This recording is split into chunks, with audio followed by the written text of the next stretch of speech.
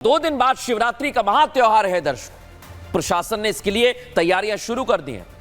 46 साल पहले जो मंदिर बंद था वो मंदिर अब खुल गया है। कार्तिकेय मंदिर पहली बार यहां पर 46 साल में शिवरात्रि का त्योहार मनाया जाएगा। इसके लिए संभल के डीएम, एडीएम, एसडीएम के साथ आला अधिकारी मंदिर का निरीक्षण कर रहे हैं। तस्वीर आपको दिखा रहा हूं, देख लीजिए। शिवरात्रि को लेकर सड़कों की मरम्मत के साथ साथ सीसीटीवी भी लगा दिए गए वहां पर। और इतना ही नहीं दर्शकों, जो संभल के लोग हैं सुन लें, पेट्रोलिंग भी की जा रही है। डीएम डॉक्टर राजेंद्र पेंसिया ने बताया है कि उन्होंने संभल और आसपास के जो मंदिर है वहां भ्रमण किया है।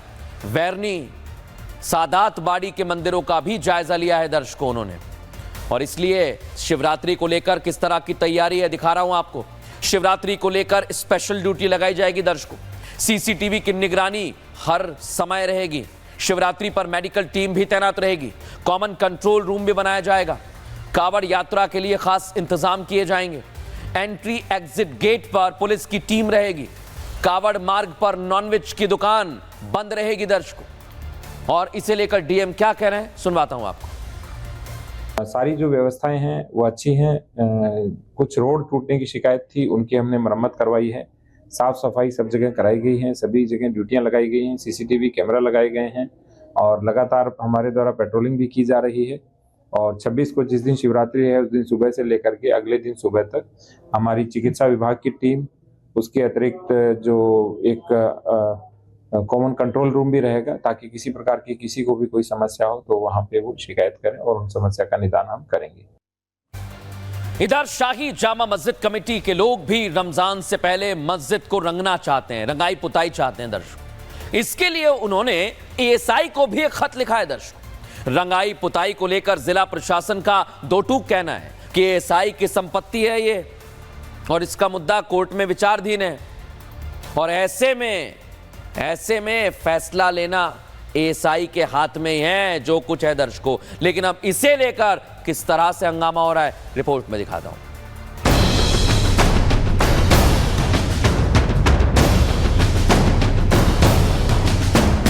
एक तरफ महाशिवरात्रि को लेकर संभल का प्रशासन खुद ही जुटा हुआ है, तो उधर मस्जिद कमेटी भी रमजान के लिए तैयारी कर रही है और रमजान से पहले शाही जामा मस्जिद की पुताई कराना चाहती है।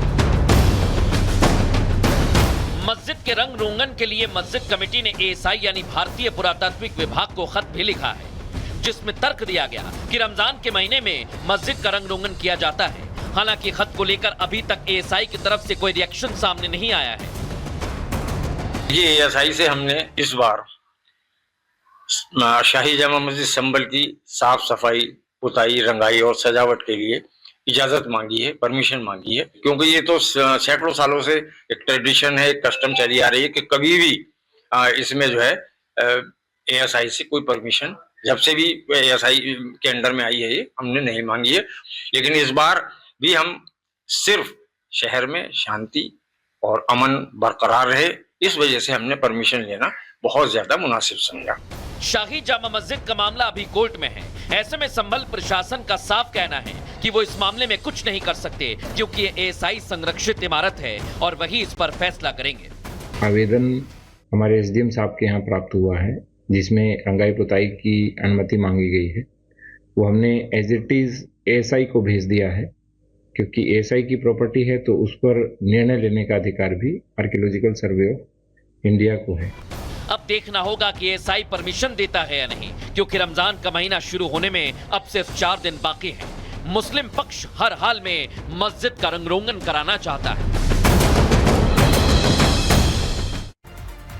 और दर्शकों देखा ना आपने, अब ये तो एएसआई के हाथ में है, लेकिन आज खबरों में आगे बढ़ेंगे और खबर दर्शकों हंगामे की। हर जगह हंगामा ही हंगामा मचा हुआ है, देखिए जरा।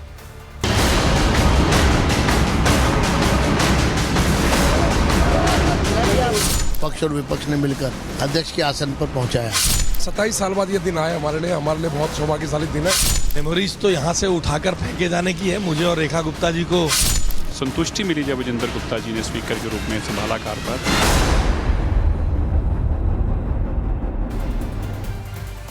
और दर्शकों एक बात तो माननी पड़ेगी कि हंगामे के बिना भारत की राजनीति के बारे में सोचना भी पाप माना जाता है।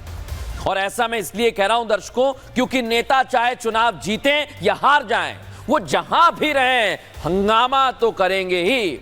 और ऐसा ही हाल आज देश के अलग अलग राज्यों में दिखाई दिया है दर्शकों। आइए पहले आपको दिखाता हूं। आज मैं कह रहा हूं कि यह हंगामे का सोमवार है। क्यों कह रहा हूं? दिल्ली में 27 साल बाद बीजेपी ने सत्ता संभाली तो आम आदमी पार्टी ने पहले ही दिन शोर मचाना शुरू कर दिया है दर्शकों। हालांकि बीजेपी इसे ड्रामा बता रही है, लेकिन यह खेल अब दिल्ली में चलता रहेगा। वहीं दूसरी ओर सबसे बड़ा सूबा है उत्तर प्रदेश का, जहां समाजवादी पार्टी लगातार आरोप लगा रही है, उनके आरोप खत्म नहीं हो रहे। हर बात पर सियासत करते करते उत्तर प्रदेश में भी हंगामा ही आज नजर आया। लेकिन इसका जवाब आज मुख्यमंत्री योगी आदित्यनाथ ने दिया है, वो सुनवाऊंगा आपको। शोर और हंगामा सदन तक तो सीमित था, लेकिन राजस्थान में तो एक कदम आगे बढ़ गए दर्शकों। आज सदन से लेकर सड़क तक प्रदर्शन हुआ, इसे लेकर बाकायदा पुलिस आगे आई और प्रदर्शनकारियों पर वाटर कैनन का इस्तेमाल किया है। सोचिए जरा। और इसी का आज हमने हंगामेदार सोमवार का एक्सरे किया है। सबसे पहले बात दिल्ली की करूंगा दर्शकों। दिल्ली में सरकार बनने के बाद आज विधानसभा का सत्र शुरू हो गया है और सत्र शुरू होते ही सबसे पहले नवनिर्वाचित विधायकों का शपथ ग्रहण हुआ। देख लीजिए दर्शकों, किसी ने संस्कृत में, किसी ने हिंदी में, सभी लोग पहुंचे। सीएम रेखा गुप्ता भी पहुंचे। विधानसभा के स्पीकर के लिए भी चुनाव हुआ और बीजेपी ने विजेंद्र गुप्ता को अध्यक्ष बनाया है दर्शकों। उनके नाम का प्रस्ताव सीएम रेखा ने ही रखा। स्पीकर विजेंद्र गुप्ता को नेता प्रतिपक्ष आतिशी ने हाथ मिलाकर बधाई दी। यहां तक तो सब कुछ ठीक था।